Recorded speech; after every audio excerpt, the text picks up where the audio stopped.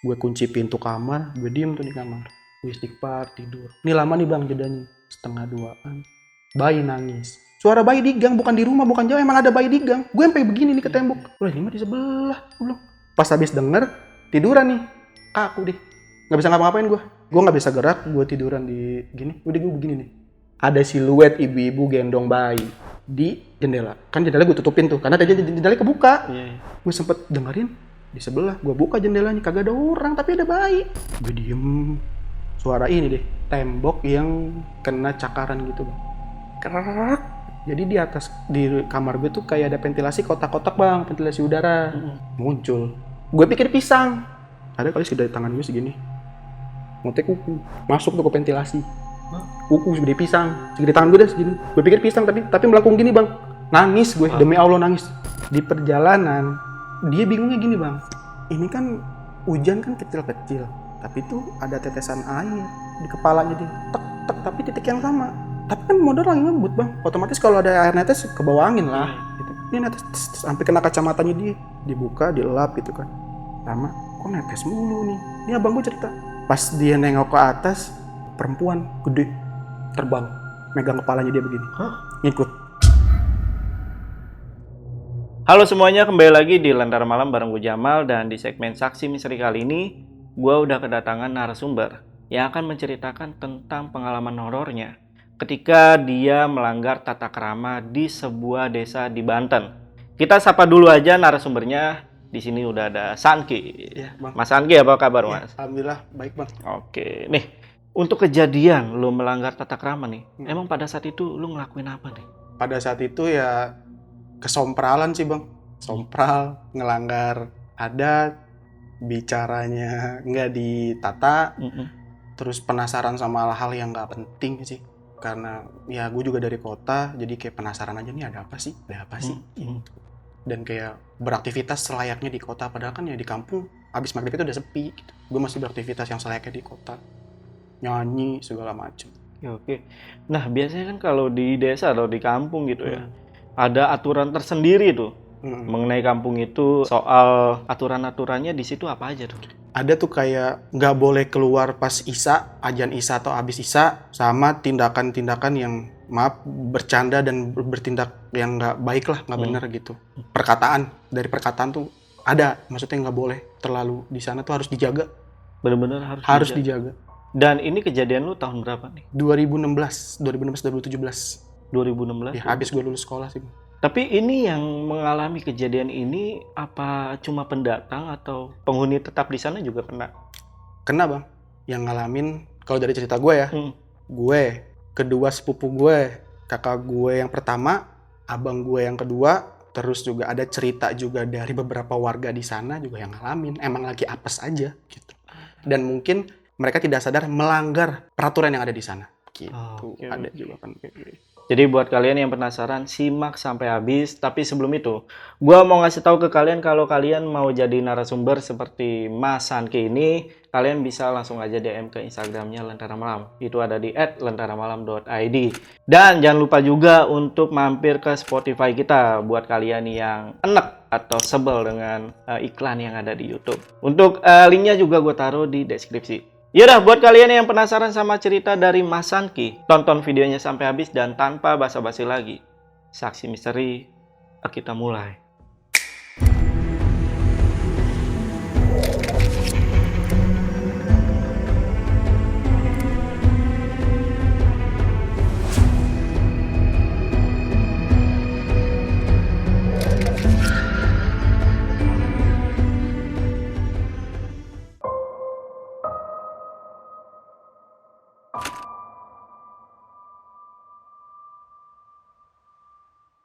Jadi dari awal 2016 tuh gue baru lulus sekolah bang.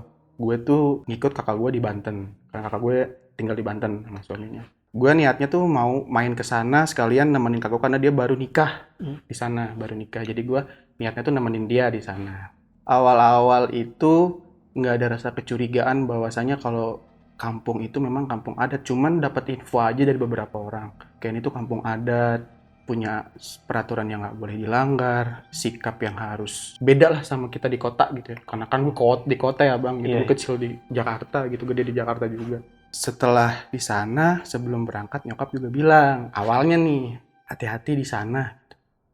Kampungnya beda, lu tamu gitu, nggak boleh sembarangan. Ya gue mikirnya kayak dimanapun kita ya emang nggak boleh sembarangan bang. Iya nggak sih, dimanapun itu gitu ya, gue mikirnya gitu. Namanya juga bocah kan baru lulus. Gue kesana ke rumah kakak gue itu sama sepupu gue berdua, satu motor nih, berdua satu motor.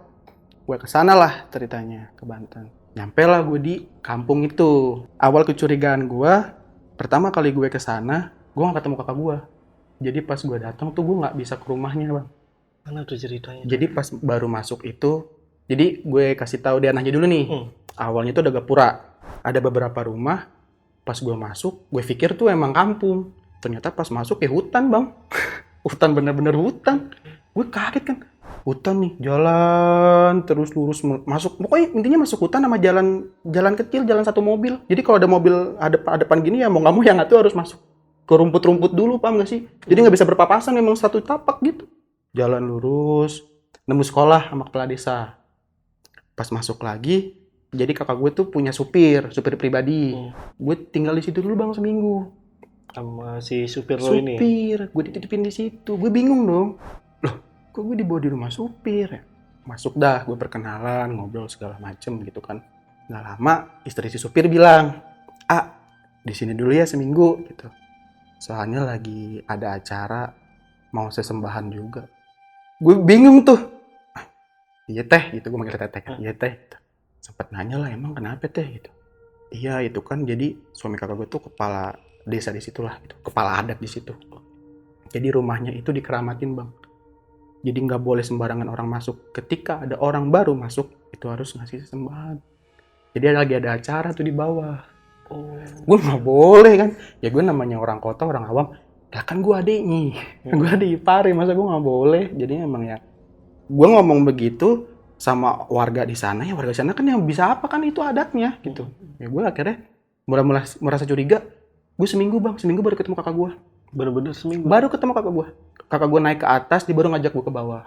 Jadi sistemnya tuh masuk hutan, rumah supir. Jadi pas ke rumah kakak gue tuh turun ke bawah gitu. Jalannya. Jadi dia di atas nih, turun ke bawah gini. Pas nyampe bawah, baru dah nyampe rumah kakak gue. Jadi tuh dia sistemnya gini bang denahnya. Jadi 2 rumah, jadi satu. Ada penghubung di tengah, pintu penghubung. Jadi 2 gerbang dong. Gerbang di sana gue ngeliat ada sesajen. Ya kan mikirnya gimana sih? Ya kan ada orang segitunya maksudnya naruh sesajen di depan gerbang gitu ya kan. Gue mikir udah apa ada hubungan sama yang kemarin diceritain ya gitu. Masuklah gue. Gue beraktivitas di sana gitu. Gue nginep segala macam dan di sana pahitnya nggak ada sinyal bang.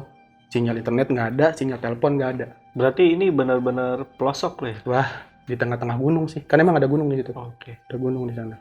Jadi karena gua nggak ada sinyal, gue sempet masih bolak-balik ke rumah supir untuk tidur, untuk ngechat juga, main HP lah. Karena kan di rumah supir agak di atas, ada sinyal. Pas gua datang, gue juga bawa sepupu gua. Ini mulai curiga nih bang dari awal nih. Ini udah terjadi di rumah supir. Oke.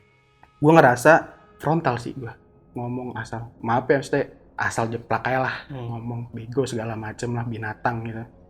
Terus ketawa-ketawa cekikan tengah malam sampai jam 1:30 gitar-gitaran gitu kan. Pada satu malam di samping rumah supir ada toren. Torennya ada lampu. Udah dibilangin kan sama mama gue, lu tuh tamu. Di sana tuh jangan macem-macem ya, gue frontal aja udah ngomong semaunya gue aja dah. Saudara gue lagi foto-foto, tuh toren ke foto bang. Gue lagi berdua nih, lagi main gitaran nih 1:30 tuh. Gitaran dengan ketawa-ketawa. Sama anak supir juga sih, bertiga. Dia cabut ke dalam, dia foto-foto. Di toren, jadi kan toren nih, depannya lampu. Kalau logikanya kita, lampu nyenterin toren gak akan ada bayangan dong. Ini ada orang, ada bayangan orang. Dan bodohnya gue samperin sama saudara gue. Gue gini-gini depan lampu. Ini apaan ya, kok ada bayangan sih? Bayangannya gak hilang. Kayak gobloknya gue tuh bang, itu gede bayangannya bang, sampai nutupin toren. Sorry, bayangannya gerak gak? Enggak, sampai gue raba-raba tuh toren. Ini bayangan dari mana ya? Padahal lampunya depan gue. Ini lampu nih, ini gue gini. Tangan gue ada, tapi bayangannya nggak hilang.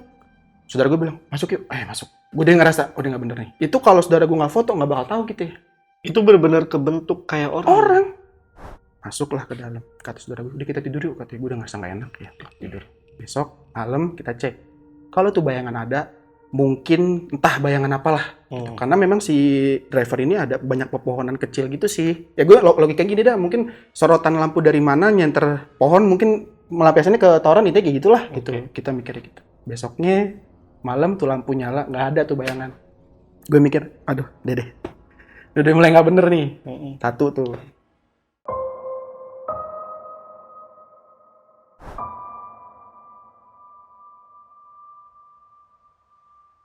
Keesokan harinya, gue kan awal-awal di sana tuh nggak tidur di bawah bang, nggak tidur di rumah kakak gue, karena gue udah nggak nyaman karena sinyal. Terus juga di bawah tuh nggak boleh berisik, nggak boleh tidur malam di atas jam 10, itu udah peraturan adat bang, karena rumahnya memang dikeramatkan tuh rumah. Nah nggak nyaman gue di atas aja lah gitu, ntar pagi gue turun gitu. Jadi gue tuh turun ke bawah ngasuh anak kakak gue bang, gitu. Terbesit lah, namanya orang kota kan bete bang malam. Iya. Nggak bisa tidur ya? Nggak bisa tidur. Jalannya keluar naik motor. Gitu. Jadi gini bang, pas gue turun ke rumah kakak gue, itu ada jalan ke gunung. Kayak jalan ke gunung, ke atas. Gue kepo dong namanya orang. Aspal kok udah sampai ke sono kemana? Cerita lah sepupu gue. Lu lihat gak jalan yang ke arah atas tuh, yang atas masjid gitu? Itu kemana? Tahu deh. Ada kampung gak ya? Katanya. Nggak tahu. Jalannya, ya begonya saudara gue. Ayo jalan-jalan. Tengah satu bang. Set jalan tuh dia nggak ada orang. Bener-bener dia nggak ada orang. Jalan pakai metik, ngebut ke atas, disambit gue. Pakai, kalau gue ngerasa sih buah. Karena nggak sakit, jadi kayak bola gitu air. Puk, kena punggung. Saudara gue kena bordes bawah. Petak-tak gitu. Tet, berhenti kan. Apaan tuh? Nengok kagak ada orang. Iya, pohon-pohon dong. Cabut yuk, cabut, pulang ke rumah. Udah ngerasa nggak enak tuh. Udah nggak bener deh, pulang. Besoknya sakit gue berdua. Sakit, Kagak bisa napas bang. Sakitnya pas gue dilempar di punggung belakang. Sakitnya tuh sakit kayak ke jantung bang, nggak bisa napas, kayak diremes. Saudara gue juga ngelakuin yang sama, karena dikenanya di pahanya biru. Gue nggak ngerti kan. Gue bilang, lu pulang deh, gue udah ngerasa nggak enak, kita pulang yuk. Pulang ke Bogor.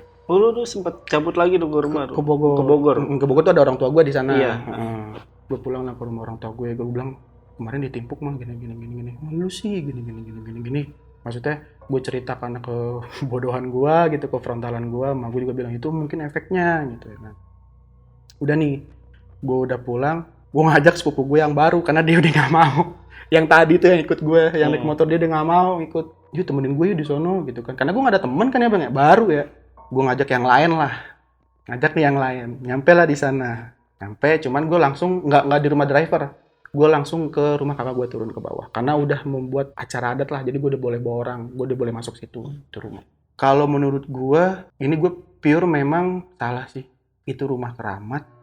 Gue nonton TV jam 12 cerita sampai ketawa ngakak segala macam, sampai kakak gue keluar dari kamarnya bilang yang berisik gitu, udah malam gitu. Gue ketawa nyampah bang, makan kacang buang sini kayak gini sopanya, buang kencing lah gue dari ruang tamu ke kamar mandi. Gue ngelihat itu tempat sampah di bawah stapel. Gue kencing, keluar kencing. Gue ngobrol lagi, masuk ketawa lah. Ngobrolin segala macam. Karena dia juga orangnya yang satu nih, yang sepupu gue yang kedua nih, guyon juga orangnya. Jadi ketawa ngakak. Dari wastafel menuju ruang tamu tuh ada kali 2 meter bang. Karena gue nyampah kali. Itu jalan, tempat sampah. Gue ngeliat tuh jalan bang. Sumpah. Gue lagi makan begini, ketawa-ketawa. Nengok ke kanan dong, karena dia ada di kanan nih. Set. Waduh. Kok tempat sampah jalan? Gue diem, gue berusaha tuh, oke, nggak ada apa-apa gitu. Karena di situ juga ada kucing kan, jadi kakak gue merah kucing. Gue mikirnya jadi orang kucing kali, mungkin karena gue nggak ngeliat. Saudara gue enggak, tempat sampah pindah kata gitu. Kucing, mukanya dia panik bang, kan ada isinya, nggak mungkin kucing dorong tempat sampah. Tidur yuk, dia tidur. Gak ada yang ngerasa tuh bang, udah nggak enak, mungkin karena nyampah, ketawa disuruh buang sampah kali, udah gue rapin itu sampai gue buang gitu, tidur gue. Udah akhirnya sepupu gue juga pulang.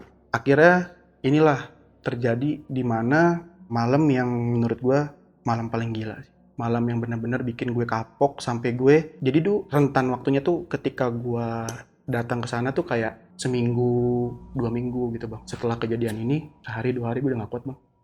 Bener-bener. Jadi sampai sekarang, sampai detik ini tuh jadi pengalaman terberat buat gue sih. Bener-bener terberat buat gue karena Di kota rame bang, kota mana ada serem sih, ya kan? Rame di kota, di rumah gue juga rame gitu, banyak teman-teman gue, banyak orang. Maksudnya gue nggak pernah ngalamin dalam seumur hidup gue tuh nggak pernah ngalamin hal mistis separah ini. Itu kondisi after setelah sepupu gue pulang ya, gue nganterin dia dulu pulang. Gue juga, jadi tuh gue ganti baju, ngambil baju di Bogor, bawa lagi ke rumah kakak gue. Datanglah gue hari itu malam Jumat. Jadi gini dulu bang, tiap malam Jumat di sana selalu mengadakan pengajian. Tetapi dia nyuguh. Jadi nyuguh tuh kayak ada ayam bang, ayam, kopi pahit, kopi manis, teh manis, susu, segala macam. Curiga lah gue. Tiap malam Jumat tuh, gue curiga. Dan makanan itu nggak boleh dimakan sama kita. Tuh, awalnya gitu curiga tuh. Oh, gue sempat nyadar. Oh, jadi ini yang bikin kita tuh nggak boleh sembarangan di tuh rumah. Gue nyampah lagi kemarin, makan asal gini aja gitu kan, ketawa-ketawa, ngomong segala macam ya kan. Itu ayam nggak tahu dibawa kemana, itu bekas minum-minum pun nggak kita minum, jadi emang dibuang gitu aja. Mungkin buat persembahan di sana kan. Malamnya sekitar jam 10 tuh udah pada tidur. Jadi tuh sistemnya gini bang, rumah 2, gerbang depannya pun 2, tapi dihubungin sama satu pintu. Di rumah ini ada 2 kamar, 1 kamar mandi, ruang tamunya gede banget lah ruang tamunya. Itu gua tinggal cuma sendiri satu rumah, tanpa sinyal, tanpa apa-apa. Udah gue senikmatin TV aja, ngeliatin TV gitu, karena nggak bisa ngapa-ngapain. Kakak gue di rumah sebelah, rumahnya dia sama suaminya. Nah tiap malam tuh dia nggak pulang, maksudnya ke bagian rumahnya, kunci ditutup lah, kamar penghubung itu ditutup. Dan gue sendirian tanpa siapapun, karena pembantu juga pulang ke belakang, karena rumahnya di belakang, tetanggaan. Jadi pembantu nggak harus nginep, dia pulang ke belakang. Pertama itu ada yang nabrak gerbang pakai motor. Gue dengar suara motor, brem, duak, itu bener kedengaran suara gerbang, duar gitu kan. Astagfirullahaladzim, apaan tuh? Gue lari bang ke belakang, maksudnya ke pintu. Lihat, kagak ada orang. Tapi demi Allah bang, ada lampunya nyanter. Jadi gue ngerasa ada lampu motor warna kuning. Oke. Di tembok. Motor nabrak gerbang nih. Karena gue mikirnya itu turunan. Takutnya orang bablas, ya kan. Duak. Jelas gerbang geter, suara besi ketemu motor gimana sih? Dar gitu kan. Yang gue heran, kakak gue nggak bangun. Warga pun juga nggak ada, kan itu keras bang. Gue keluar, gak ada orang. Bener-bener gak ada apa-apa? Nggak ada. Yang lampu itu? Nggak ada. Padahal di tembok, misalkan lampu gini, di tembok tuh harusnya kan ada kan gitu kan. Ada pantulan lampu. Nggak ada. Gue bilang, oh ini nggak bener nih. Malam Jumat lagi ya kan. Nggak bener nih. Jadi gue tidur. Bener-bener waktu dari jam 11 menuju ke jam 4:30 kan, azan 4:30 ya. Tuh waktu lama bang. Kayak sekitar 24 jam kayaknya tuh gue di situ. Full. Masuk kamar lah gue. Baru kunci pintu, dilemparin kerikil. Kertak gitu. Jadi kan ada genteng. Kerikil jatuh ke genteng gimana sih? Hujan aja kedengeran kan? Srek, apaan nih? Gue bilang, kok ada kerikil di genteng? Kagak hujan. Gue buka juga kagak hujan. Gue keluar tuh, gak ada orang. Tapi tuh kerikil jatuh. Maksudnya masih kedeng-deg gitu. Nyalain TV, gue gedein TV. Karena nggak ada orang kan, gue gedein TV biar ada suara bang, biar nggak sepi banget. Masuk gue ke dalam kamar lagi, gue diem aja. Ini paling sadis bang. Gerbang ada yang nendang. Duh! Maaf ya bang, maksudnya emang suaranya kayak gini. Keluar lu. Hah? Anjing. Kaget gue bang. Allah Akbar, apaan nih? Gue buka tuh pintu, gue lari bang. Gue lari keluar. Kagak ada orang. Itu orang, jelas orang teriak. Ditendang. Efek dari gue nih, gue bilang. Gue udah mulai gak bener nih, gue bilang. Gue mau pulang, karena emang di situ gini bang. Jadi emang gak boleh. Maksudnya di atas Isya itu kita udah gak boleh keluar dari itu kampung. Peraturannya. Gak boleh keluar dari itu kampung. Jadi mau gak mau, besok gue pulang. Besok gue.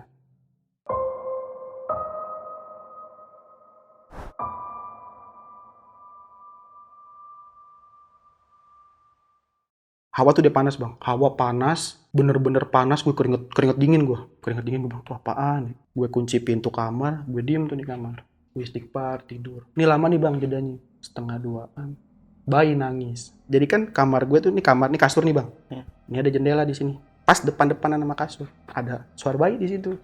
Nah ini samping jendela tuh gang kecil buat motor masuk ke tetangga yang belakang tuh, ada gang kecil buat masuk motor. Logikanya, masa ada bayi di gang nangis? Suara bayi di gang, bukan di rumah, bukan jauh, emang ada bayi di gang. Gue sampai begini nih ke tembok. Wah ini mah di sebelah. Gue gak mau dari bang, setan ini. Gue udah mikir, ini udah setan udah. Gue tiduran, kaku bang. Pas habis denger, tiduran nih, kaku deh. Nggak bisa ngapa-ngapain gue. Gue nggak bisa gerak, gue tiduran di gini. Udah gue begini nih. Ada siluet ibu-ibu gendong bayi di jendela. Kan jendela gue tutupin tuh, karena tadi jendela kebuka. Iya. Gue sempet dengerin di sebelah. Gue buka jendelanya, kagak ada orang, tapi ada bayi. Gue tutupin. Ada siluet. Gini-gini. Ini pengalaman gue paling parah, demi Allah. Gue bilang, ini gang. Ibu-ibu ngapain di gang? Iya, Gang malam kecil, lagi. 1:30. Iya. Shhh, gitu. Wah, banyak teriak-teriak, nangis. Kaku bang, gue mau kabur, gue takut, nggak bisa. Mata gue dengan terbelalak terus ngeliatin dia, shhh, gitu. Shhh. Anjing, hilang. Hah? Teriakin gue anjing, hilang. Yakin? Mm-mm. Suara ibu-ibu. Ibu-ibu, Hilang gitu aja tuh. hilang. Pas dibilang anjing, sakit kena dada. Baru deh, hilang. Keringet dingin bang, gue udah mau muntah. Gue mau muntah, tapi nggak bisa bangun. Gue udah mau muntah, ngerasa mual. Di atas genteng udah buang kerikil lagi. Suara kaki orang. Buk, buk, buk, buk. Anjing, ini apa? Gue mau kabur bang. Gue mau ngetok tuh kakak gue, tolongin gue nggak bisa. Itu masih dalam keadaan Gini, kaku. lurus begini, kayak lagi nonton. Kayak disuruh nonton, disuruh nih latihan gue nih kayak gini nih gitu. Disuruh nonton, gue. Kayak dia nunjukin ya. Gila sih. Bok itu kan kerikil aja berasa bang. Gimana kaki? Pok. Pas turun ke bawah itu kayak ada getaran kayak dek gitu. Berasa bang ke kasur. Dung, gitu, getar. Diturun ke bawah. Nggak tahu tuh apaan. Pokoknya lompat. Jadi kayak ada suara genteng kegeser. Krek gitu. Terus turun. Bek, berasa ke kasur gue. Dung. Astagfirullahaladzim. Apaan nih, gede bener. Sampai tuh genteng bunyi. Gue diem. Suara ini deh. Tembok yang kena cakaran gitu bang. Krek. Jadi di atas, di kamar gue tuh kayak ada ventilasi kotak-kotak bang, ventilasi udara. Gue deh, jujur gue situ nangis bang. Air mata keluar, nangis. Tapi mulut nggak bisa ngomong. Gue pengen teriak tuh. Bahkan HP gue tuh di sebelah, gue mau megang HP gitu. Mau megang HP, nggak bisa. Gue bener-bener kayak di, nih lu liatin nih ada gue nih. Gitu. Gue begini, suara kerak gitu. Aduh ngilu dah sore, kayak semen batu bata tuh ketarik sama benda tumpul. Ventilasinya kalau nggak salah ada berapa ya? Ada 5 apa 6 gitu ventilasi itu di atas jendela tuh. Iya. Muncul. Gue pikir pisang. Ada kali segede tangan gue segini. Motek kuku. Masuk tuh ke ventilasi. Kuku segede pisang. Segede tangan gue dah segini. Gue pikir pisang tapi melengkung gini bang. Nangis gue. Demi Allah nangis. Gue tuh dalam diri gue teriak bang. Tolong gue takut. Nggak ngomong gue. Pisang keluar. Kayak pisang. Motek kuku bang. Udah gitu dari itu kan ada 6 ventilasi, yang masuk tuh 3 doang jarinya. 3 gini. Pertama 1 di tengah. Terus gede gini nih. Masuk. Anjing apaan nih gue bilang. Ya Allah gue mau kabur gitu. Pikiran gue keluar kamar, gue ketok-ketok tuh kakak gue gue nangis gue udah. Gue nangis tuh udah basah, gue berasa di sini basah nih. Leher udah basah karena air mata. Masuk lagi 2. Karena yang tengah mungkin lebih panjang, jarinya kelihatan bulu. Wah, gila. Segede gitu aja. Seketika pingsan. Habis itu lu pingsan tuh. Pingsan tidur, kebangun jam 4, inget banget jam 4 lewat 15 menit. Udah ada asol-asol. Tuh kasur basah bang, badan gue basah lepek. Dan setiap subuh kakak gue tuh selalu bangun buat sholat dan ngebuka pintu penghubung lah gitu ya kan. Karena anaknya juga kadang jam 4 atau setengah 5 udah bangun anaknya. Kedengar suara kakak gue nyalain air, masak segala macam, nyapu-nyapu. Pas gue bangun tuh kayak mandi bang, basah sampai bisa diperes baju gue. Gila, gue basah, gue nangis keluar gue nangis sama kakak. Gue mau pulang hari ini. Lu kenapa kok lu basah lu mandi? Gue mau pulang hari ini, gue udah gak kuat. Nyeletuk kakak gue. Lu ngapain 1:30 mainin gerbang? Ngedenger berarti kakak gue.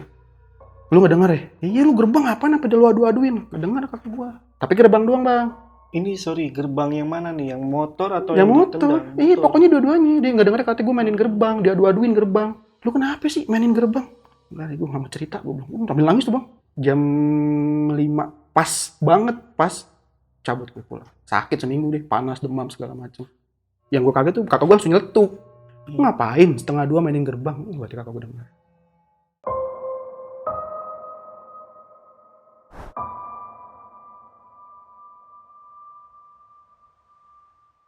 Pulang ke Bogor, sakit. Dirasa udah enak, nelpon lah kakak gue. Dia bilang, udah sembuh belum?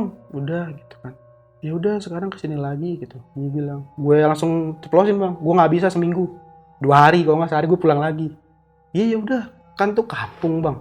maksudnya jajanan SS yang kayak gitu gue gak demen gitu.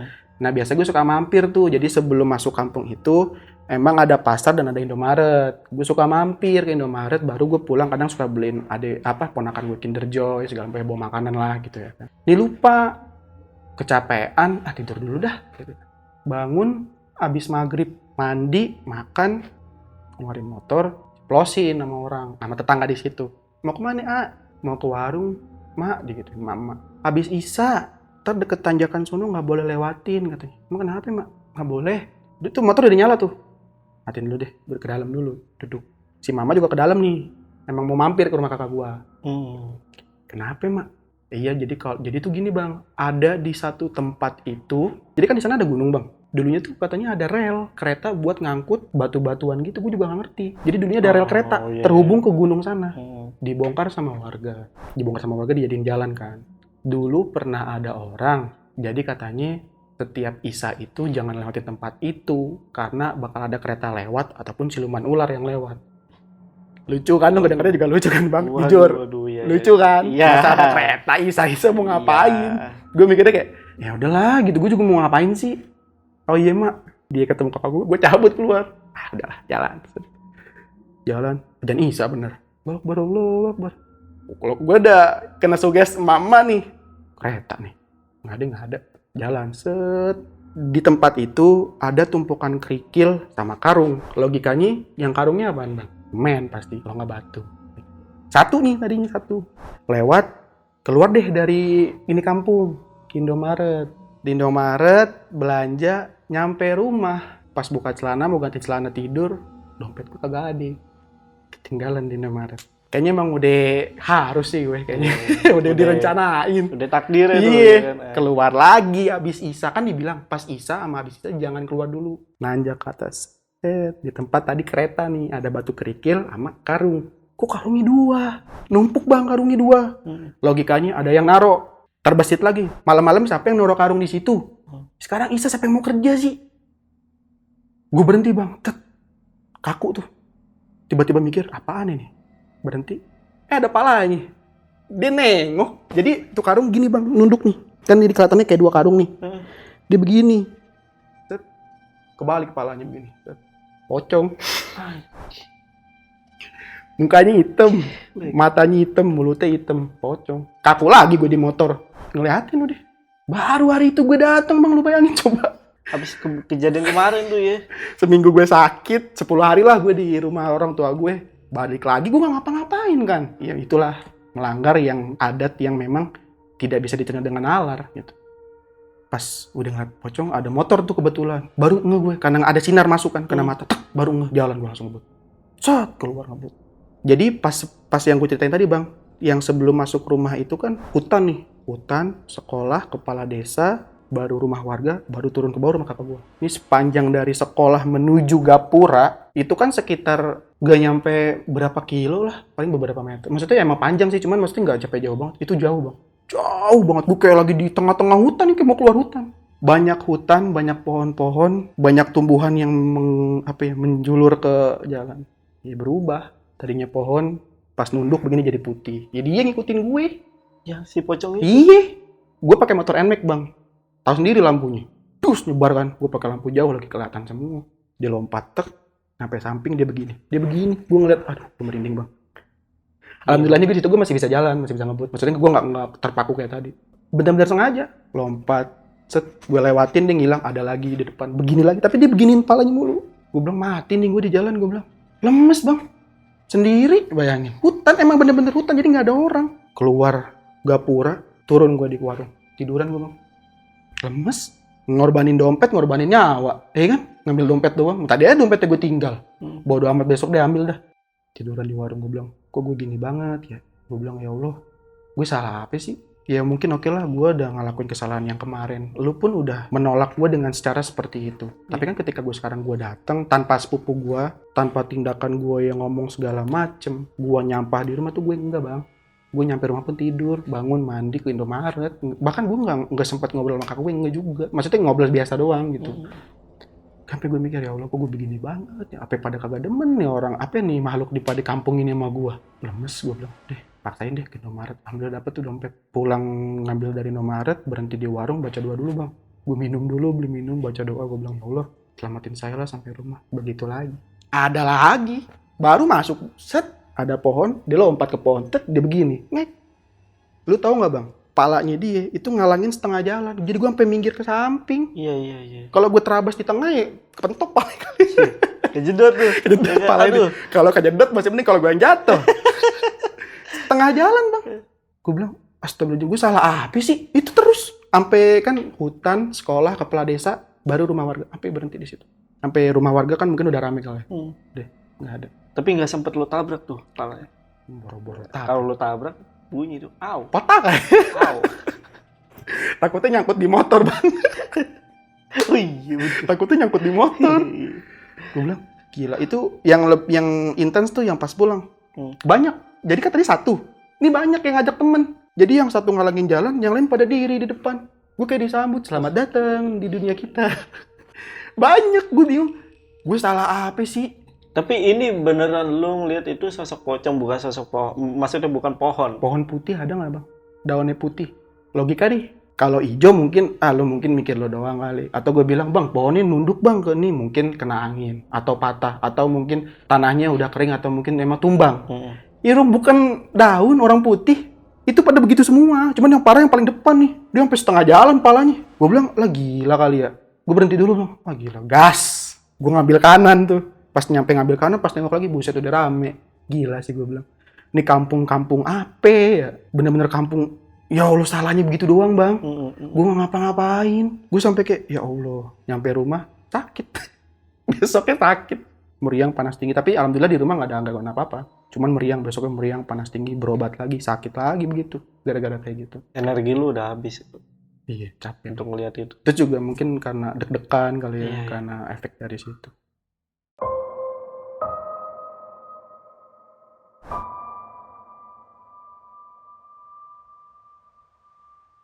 Jadi ini berawal 2 hari setelah gue pulang bang. 2 hari setelah gue pulang, kakak gue bangun jam 4:30 kurang lah. Dan dia masih berpikir gue masih ada di rumah situ, di rumahnya dia. Dia juga keluar dari kamar, dan di situ juga kebetulan pembantu belum datang nih. Belum datang. Jadi memang mungkin ada urusan apa gimana, jadi pembantunya belum datang.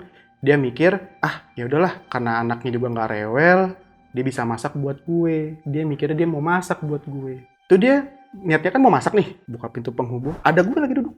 Hah? Om, udah bangun, katanya. Lu udah pulang ya? Ya kan gue sakit. Gara-gara kejadian itu kan gue pulang. Iya. Dia nggak ke situ. Ada gue lagi duduk, makanya dia negor.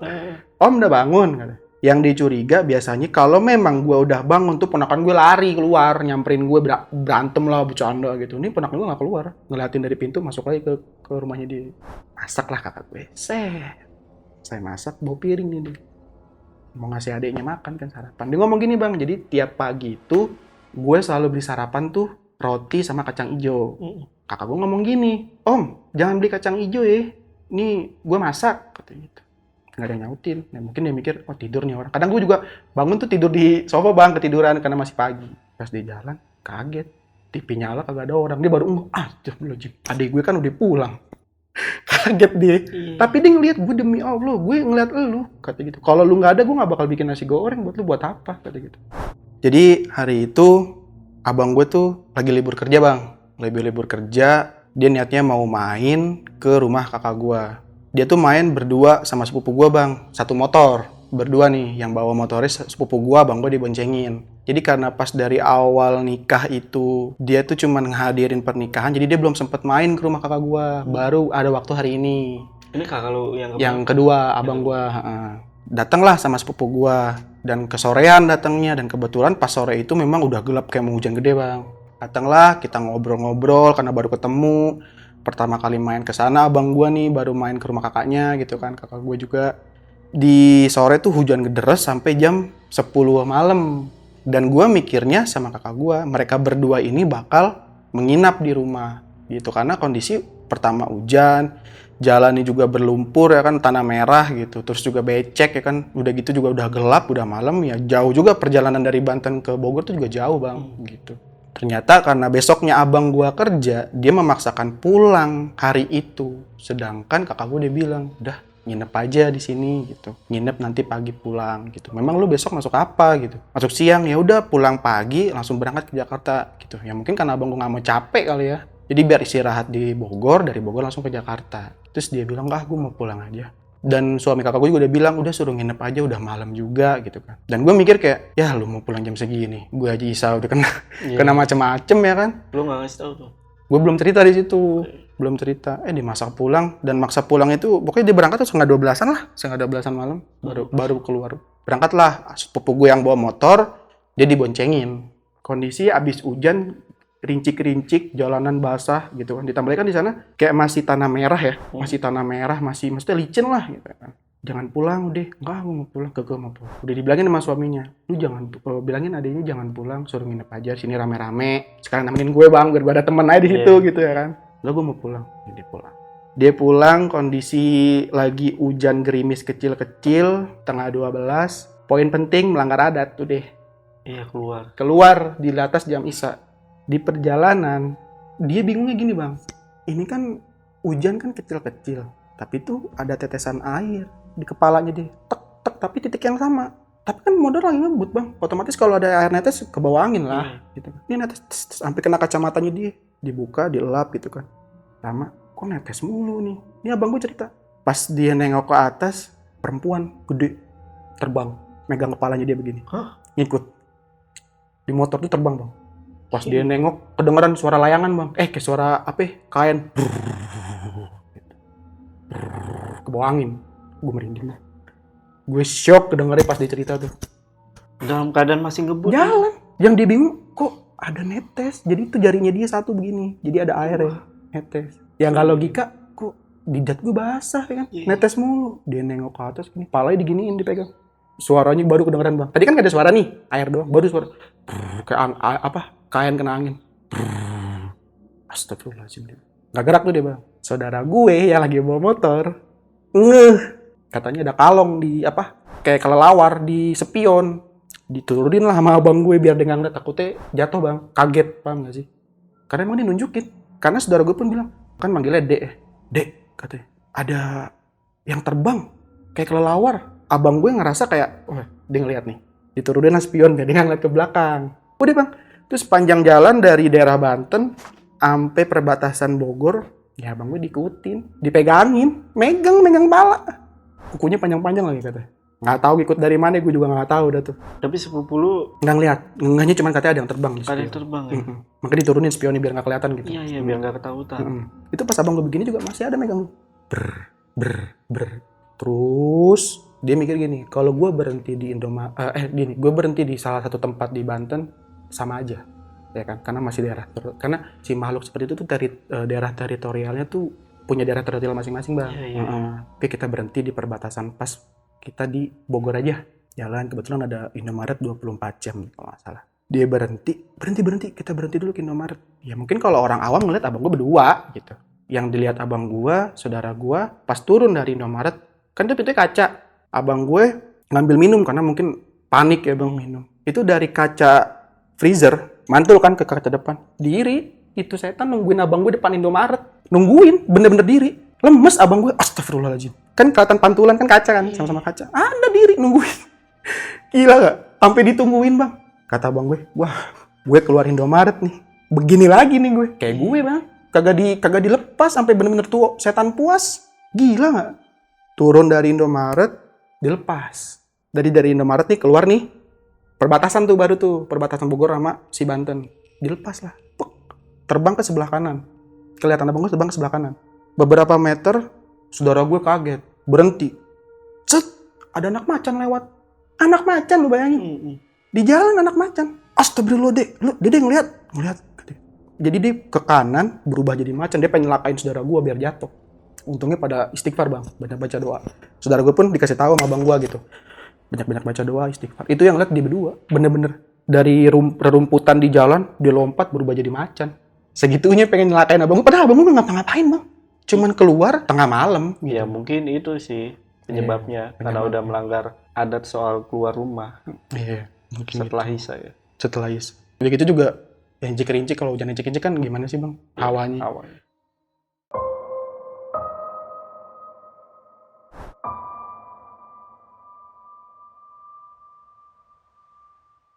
Nah, ada lagi juga cerita bang. Kan gue pertama datang itu sama sepupu gue, sempat tinggal di rumah supir. Gue ngeliat di toren itu kan kayak ada orang gitu ya kan. Ternyata anak supir juga sempat ngalamin. Di belakang itu ada kandang ayam belakang rumahnya. Oke. Jam 12 itu ayam berisik bang. Ciak, ciak, ciak. Kalau dia berisik anak ayam ciak-ciakan itu bukan ayam jam 12 mau ngapain. Ya kan? Mitosnya ya. Mitosnya. Oke.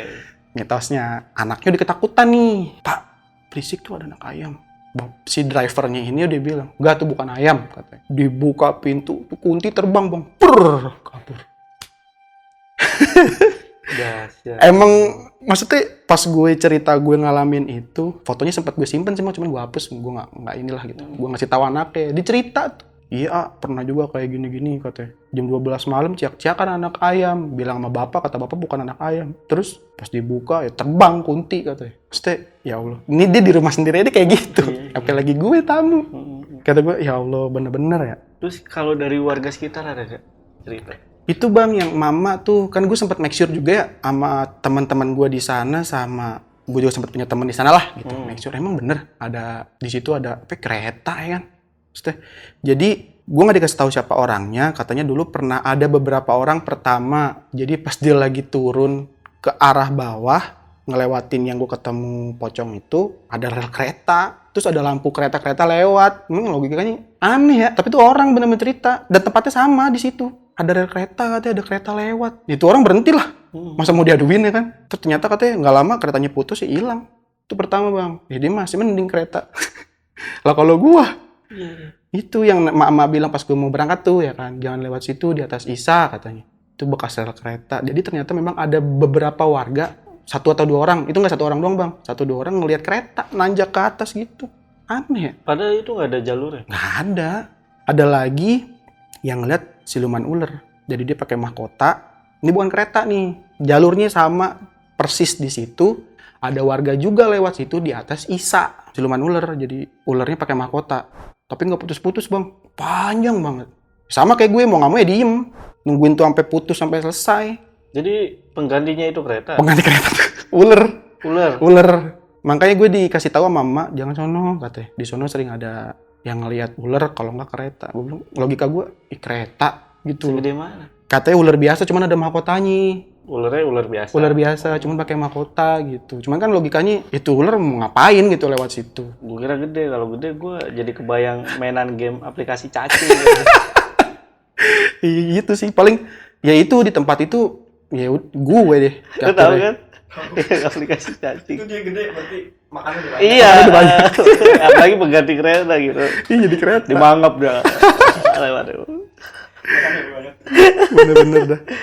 Ya Nah, gitu. yang gue penasaran ini nih. Suami dari kakak lu kan dibilang ketua adat ya. Ada punya cerita sendiri gak sih? Mungkin kalau dia udah biasa. Gangguan-gangguan kayak gitu udah pasti ngelihat segala macam. Atau memang dia pernah ngasih tahu ke lu atau saudara-saudara lu yang ya memang benar di sini tuh nggak boleh sembarangan. Udah. Tapi pandangannya dari dia tuh, tapi omongannya dari dia maksudnya. Udah, Oh, nitipin ke kakak gua, dikasih tahu. Oh, Kakak gua langsung ngasih tahu ke gua. nggak pernah dari Ngomong langsung, gue jarang ngobrol sih bang kalau sama suaminya. Maksudnya udah dikasih tahu. Jadi ini bukan cuma daerah, bahkan rumahnya dia kan memang ke rumah kepala suku ya, kepala adat. Jadi nggak boleh sembarangan gitu bang di situ. Bahkan pas gue mau tinggal di situ pun ada acara kan, nunggu 7 hari dulu baru gue baru bisa masuk gitu. Berarti rumah yang ada sesajennya itu yang lu tempatin? Iya, tapi di gerbang yang sana ya. Iya. Ya, bagian gerbang sana. Ada sesajen depan pintu, depan gerbang. Gambaran rumahnya tuh kayak gimana? Apakah masih adat-adat gitu atau Rumah biasa? baru, rumah gede. Oh, rumah baru. Rumah Cuman biasa. gue akuin bang, beberapa warga di situ rumahnya rumah panggung. Rumah panggung. Rumah Nah, panggung itu dia. masih kayu tuh. Tapi kalau itu enggak? Enggak, rumah biasa, rumah modern gitu. Emang kalau ada beberapa warga tuh di sana yang ibu-ibunya nih bang sering pakai kain gitu loh. Kain yang ada, terus kalau bapaknya tuh pakai belangkon gitu. Gue udah ngerasa, oh ini adat banget nih gitu ya kan. Bener-bener kayak adat banget lah gitu. Sepuh nih. Cepu iya gitu, malas pakai kayak gitu. Wah, suami kakak gue juga kayak gitu. Gue juga sempet dibeliin bang, dibeliin buat pakai belangkon begitu iya. Enggak lu bawa nih? Enggak gue bawa, ada di Masuk rumah. pakai tuh. Wih, sepuh nih. Enggak, karena kalau masih muda lah ya kan. Kita kalau misalnya datang ke suatu tempat ya emang tahu apa namanya itu kita nggak boleh ngelanggar adat. Tapi memang kalau masih muda tuh ya entah ya bisa dibilang tanpa sadar ya tetap kita tuh berapi-api lah. Berapi-api. Lupa lah akan hal itu tuh ya. Penasaran. Ada jalan ke gunung malah keponya malam-malam. Ya itu yang tadi lu bilang kan lu nggak boleh berisik tapi lu berisik ya. Gue sadar sih. Maksudnya tuh ya namanya dulu masih muda. Gitu. Masih muda. Tapi semenjak itu lu udah sadar ya. Lu nggak pernah gue macam-macam lagi. Tuh, udah nggak pengen ada apapun cuek lah. Dia bodo amat. Dan terakhir lu ke sana kapan? 2000 berapa ya? 2018 kayaknya deh. 2018. Udah nggak kesana lagi. Karena juga udah nggak ada hubungan juga di sana. Maksudnya kakak gue udah nggak karena si suaminya udah meninggal. Udah jadi almarhum. Yang gue penasaran tuh tentang sosok ibu-ibu bawa bayi itu. Iya. Itu siapa katanya? Ya dia bilang kakak gue, ya itu setan di kampung itu yang nggak demen sama lu sompral. Oh gitu doang. Iya. Jadi semua monyet tuh nyerang gue bang. Gue sompral. Gila. Gue dikeroyok. Katanya lu dari mana aja? Ya dari atas genteng. Nah, terus tuh dari samping gang. Ya terus dari depan rumah. Ya lu sompral katanya. Lu sama si ini ketawa-ketawa, sama si ini naik-naik ke atas ke gunung mau ngapain katanya. Udah gitu lu nyampah, teriak-teriak segala macem. Kan gue udah bilang katanya. Ini bukan rumah kayak rumah biasa katanya. Gue cerita kan, sakit kan lu katanya. Jadi ketawain juga gue sama dia. Jangan disamain lah sama di rumah katanya.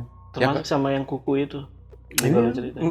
Katanya tuh memang, maksudnya memang bukan kayak ada sesuatu yang serem, enggak. Jadi emang makhluk di situ nggak demen sama gue. Iya. Lu tamu, lu ngapain kayak gitu. Benar-benar. Mungkin menurut dia, ya udah biarin ada jalan di atas, lu nggak perlu menelusuri, nggak penting juga buat lu gitu. Terus lu kalau di rumah ini ya lu bertingkah laku sebagai tamu, walaupun lu adiknya gitu. Makan yang benar, ngobrol yang benar nih, asal-asalan. Terus saudara gue juga guyon bang, guyonnya jadi plus begitulah. Gue sadar juga sih. Ya namanya masih muda ya. Iya. Iyalah. Mungkin untuk cerita kali ini tuh sampai sini aja Ki. Sampai sini pengalamannya itu sih kalau di Banten tuh yang bikin gue nggak bisa lupa tuh. Nah lu ada pengalaman lagi? Kesompralan. Oh ada. Ini lain cerita nih ya? Ada. Nah jadi buat kalian yang abis nonton Sanki dan kalian pengen Sanki ini kita undang lagi, kalian tulis di kolom komentar ya. Dan sekali lagi thank you Ki. Ya bang, sama-sama. Udah datang di Lentera Malam. Nah ini buat teman-teman yang mau nyapa lu bisa kemana nih? Paling gue ini sih Instagram ada. Gue buka, maksudnya gue sama tunangan gue usaha makeup gitu, wedding organizer gitu. Oh gitu. Ya. Oke. Terus apa lagi? Bisa follow aja di Instagram atau mau nanya-nanya tentang makeup tuh bisa. Bisa. Bisa. Jadi buat kalian yang pengen nikah nih ya. Ya, karena tunangan gue juga MUA bang. MUA. Ya? MUA dia. Oke. Bisa harga miring lah ya. Harga miring lah. Yang penting follow dulu lah. Iya, bilang aja penonton Lentera Malam nih, ya kan. Mau nikah nih. Oh iya. Istri kedua gitu. Ntar ada kodenya bang. Kodenya Lentera Malam gitu. Wih, boleh tuh. Kode booking. Dan itu bisa di mana kalau misalnya itu? Follow aja di @sofiana_makeup. Kalau untuk Instagram pribadi lo? Sanki Sobrina. Oke, itu tadi ya. Untuk linknya gue taruh di deskripsi. Yaudah, sekali lagi. Ya bang, thank you sama-sama. Yaudah, kita pamit. Gue Jamal dari Lentera Malam dan Sanki izin pamit.